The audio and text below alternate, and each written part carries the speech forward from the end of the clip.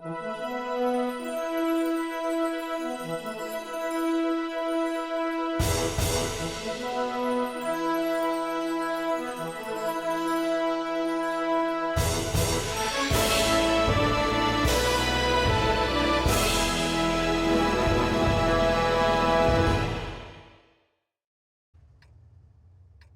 back to What Arty Noobs with General Disturbance. This is an AMX 50 Foch 155. It's a tier 10 French premium tank destroyer. It's located on the north spawn of Redshire Assault on the assault team, and it's under the command of Andromeda of No Retreat, No Surrender. And yes, I'm sure he won't mind if I update you on what's been happening to me. Well, the past couple of days I had my scan at last, and unfortunately what the doctors found actually did concern them, and I'm going to be having a talk with the doctor about my options for later on. It seems that not only is my blood pressure still very, very high, 175 over 115, which is worrying because it's fairly consistent and persistent. It doesn't tend to go down, and so that's a problem. I've also now developed spasms in my back, which run from my hip on my right hand side all the way up the back, and they're extremely painful, and they happen whenever I make any movement as well, and if I sit for a long period of time. So yes, life has not been easy over the past week. In fact, I'm quite pleased I'm actually able to do this replay at this moment, just to sort of like focus my mind on something else. Andromeda's kindly sent me 2 replays. This one featuring the Foch 155 and another one featuring a T57 Heavy. Okay, he's got a Forest Spirit over there. Just about make it out. Very little armor on that tank. Fires a snap round at him, but unfortunately, because he didn't get it dialed in, it didn't go where he wanted the shell to go, and he didn't hit the target. If he had, I think he would have felt it. Here's our gorilla's moved. Oh, he just took a massive hit from somebody, and I suspect it was probably the Forest Spirit, because he lost 523 hit points in one go, and the alpha of the Forest Spirit is 520. It is tier 10 game with tier 8 tanks in it. He's looking for that Forest Spirit. He's been spotted. Oh, and there goes the Gorilla 15, and it was the Forest Spirit who aimed at him and took him out. So yes, we know who did that. And there he is. Can he get revenge? Well, the Forest Spirit is now one shot because he just took a big hit. Can he fire a snap one in there? And he does, he gets him. And he's just spotted an obsidian as well in the woods. Oh no! We've lost some ammo, but at least it didn't explode. We've fixed the truck. Well, he not only was ammo-racked, but he actually took a hit from Waffenträger and the Kampfpanzer EK1, and he fired that last round almost out of anger, I think, more than anything. Pops the reload in. The reload is 47.94, which is actually the standard reload for this tank destroyer. Very heavy armor at the front of a AMX 50. Of course, it's angled, but it's 180 millimeters. And the only weak spots really are the vision ports and the cupolas at the back, but there's not much of them. Unless you can hit the sides of the vehicle. Of course, if you're a good Foch driver, you can keep them at bay. And he locks on to the IS-2 too. And that one hit the tracks. I think he didn't turn to aim. But he gets that one in, and it's a high roll for 785. Next round. Oh, blows him apart with the next round. Bounces around from the Kampfpanzer EK1, but now got another tank coming in. It's an Obsidian this time. And here he comes. Well, we're still in reload. We can't fire out. And the Obsidian fired a round into us, but he used HE, and of course he's not going to get through the frontal armor with an HE round. It's just not going to work. Might work with an Arty, but the Arty would of course be hitting the front or the sides of the vehicle, or rather the top of the vehicle. And this Obsidian's just blasting away and not doing anything to the armor. In fact, now he's using AP and just not getting through it. And there you go. Put him out of his misery, and that guy's gone. That's 3 kills now for Andromeda. Now, 8-3. They're 5 up on the enemy. Oh, bounced around from a gorilla as well. Well, he hit the tracks, but he did... Oh, no, he didn't. He got that one through.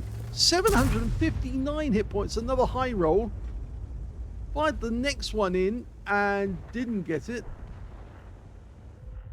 And that's Arty. Oh, the GW Tiger P wrecked us. I'm afraid, yes. Unfortunate that. The one time that you don't want to get hit by a GW Tiger P, especially if he's got the big gun, the 21 centimeter, because he can do a lot of damage. And it appears that this is one of those occasions where the GW Tiger P is a game killer. Or rather, it's not a game killer as such. It certainly kills tier 10 tanks. So we're 3 ahead of the enemy at the moment. And still 3 ahead of the enemy. But unfortunately, yes, Andromeda is dead. Let's get into the movement, and we'll go over to the other side and see what's happening, because at this moment a lot of our tanks are actually crowded around the cap area or near the cap area, and it appears the enemy has sent most of their tanks to the north, and unfortunately it doesn't seem to be working out for them. So we go in this way. So we've got a Skoda T57 down here. Unfortunately we just can't see him at the moment.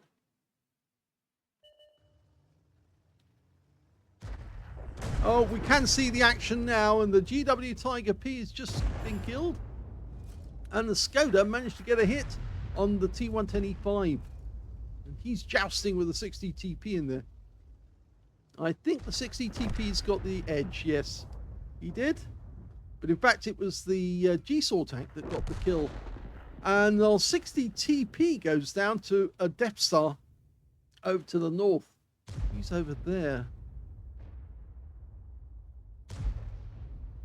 Looks like our guys are having a bit of fun, keeping them at bay whilst one guy caps just in case they present a problem.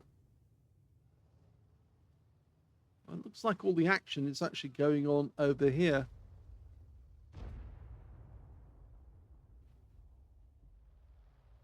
Only one left. It is the Death Star.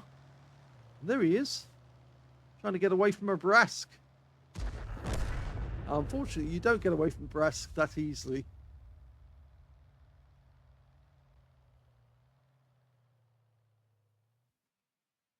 Here's the end of battle stats, and that was the second class tanker for Andromeda in the Foch 155. He managed to get a firepower effect for doing more damage than the hit points for his own vehicle, and his win rate from that game was 2,877. He did very well, actually, because he distracted the enemy enough that they put most of their heavy tanks to the north and most of their firepower to the north, and that enabled our guys to get in through the weakened center of the map. We look at the team scores, we can see that the highest damage in the game actually was the Kampfpanzer EK1, 3,877 hit points, beating the Barask on our team, who got 3,663, and he got an Oskins medal and a tank sniper. And in third place, it was the Skoda T56 with 3,259 hit points. In fourth place, we've got the E5 on the enemy team, 2896. And then we've got Andromeda in sixth place. Was it fifth? No, it is fifth place. That's right. Fifth place with 2,889. So you can see it was very effective. He did do a lot of damage. When it came to kills, we can see that the top scorer was the Death Star with 4 kills. And in joint second place, it's the E5 on the enemy team, the Barask, the Skoda T56, and of course Andromeda all got 3 kills piece. And when it came to base XP, we can see it was the Skoda T56 who did the most with 1391. Then the Barras with 1,373, of course, because he was facing tier 10s in a tier 8 tank. And then we've got the Skoda T56, another tier 8, and he got 1,058 in third place. And in fourth place, yes, it's Andromeda with 828. I guess they expected him to do more. He fired only 12 rounds in that game, got 6 direct hits and 5 penetrations, 2,889 hit points of damage, all of it at close range. 18 hits received from the enemy. Yes, this is a bit of a bullet magnet, you might say, or a shell magnet. 4 penetrated, 13 non-penetrations, and 2 hits by way of splash damage. Yes, one of those splash damages was a shell that was fired at him. An HE round did absolutely nothing. That was the Obsidian. And the other one, of course, was the GW Tiger P, which actually did kill him in the end. 2,750 hit points of damage blocked by armor.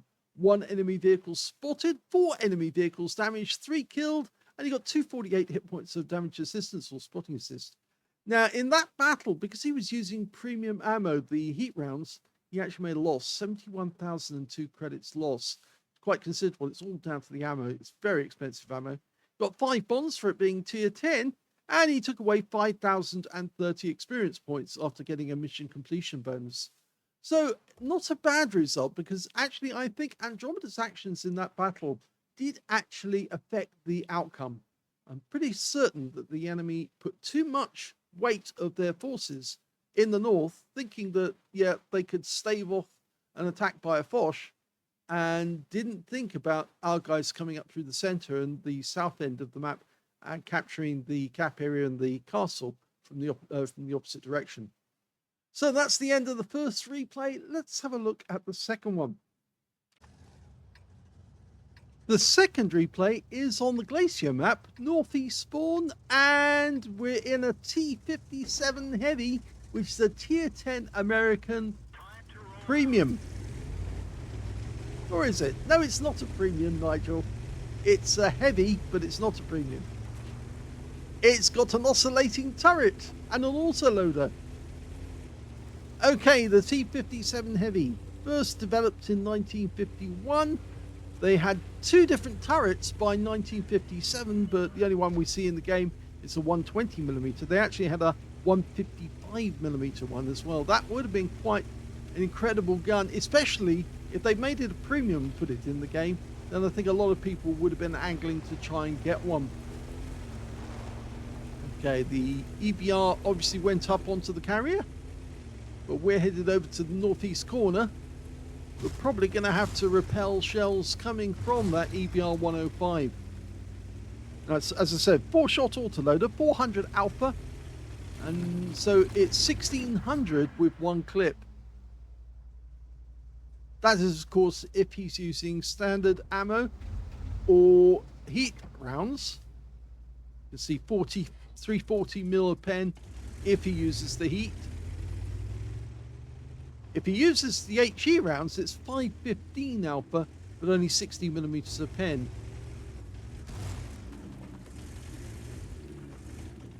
Now, this project was discontinued in the end. They didn't go ahead, but in actual fact, it's very similar to the T110E5. What it does have is very good DPM. And yes, he gets one into the Stinger. Does have weak spots. Oh, we just fired a round into the E100, which means now we're not going to get a high caliber if we do get the highest damage. That's unfortunate, but it's one of those things you have to worry about. It's a hazard of playing tier 10.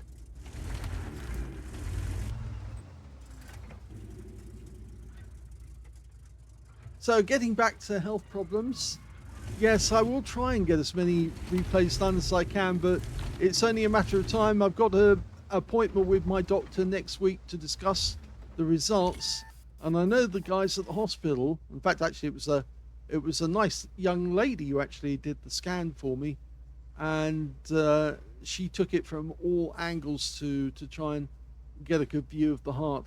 but obviously she wasn't happy with the results, and she looked a bit sheepish afterwards, and I think I know why. One of our tracks is damaged.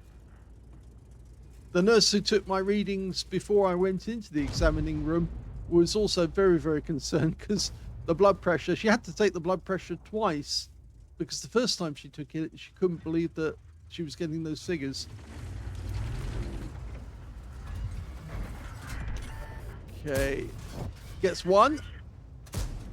He's pumping those rounds through, but of course they are expensive. He needs to look to his right as well. There's a Viz 55 there.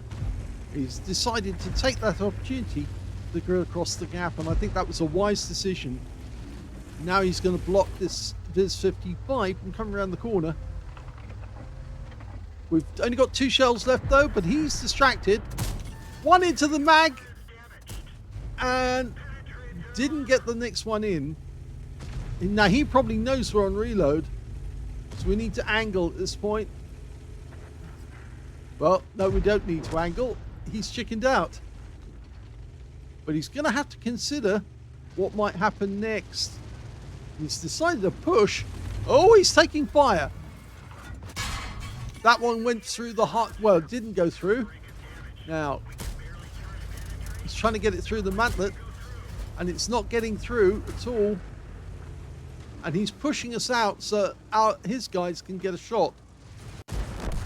And that's the end of him because he was taken out by the Leopard 1. He did manage to get one round into us though. Only 460 hit points. 4 up on the enemy at the moment. This is quite a good battle.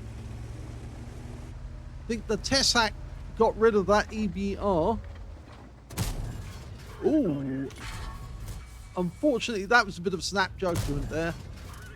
He does that sometimes, Andromeda. He will fire snap if he was actually just paused a little time and waited, he could get a really accurate shot into just the right spot. Again, he fired to try and get the reload underway.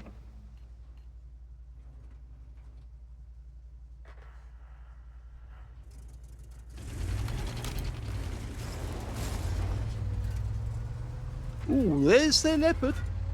And he's the other side of the hill. So it will give us the ability to quickly get up there. The Leopard's moving as fast as he possibly can. He'll stop the enemy Leopard from actually firing. Oh, no, he didn't stop him. And we are now being fired on. That was more fire suppression there. Oh, he actually hit him. He did hit the... but it was blocked. Or was that the Leopard being blocked on us?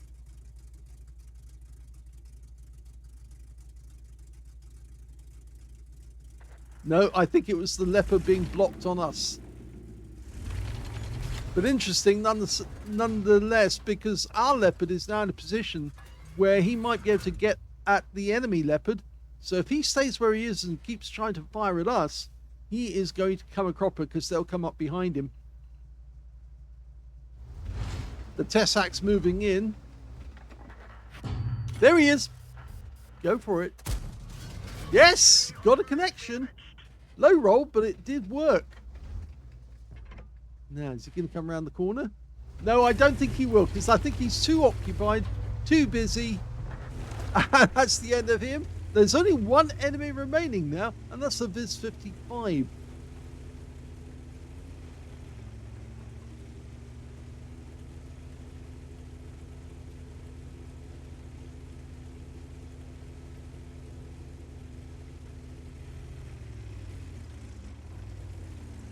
They do say that if you can get 22 seconds on the reload, and the standard reload is 23.97.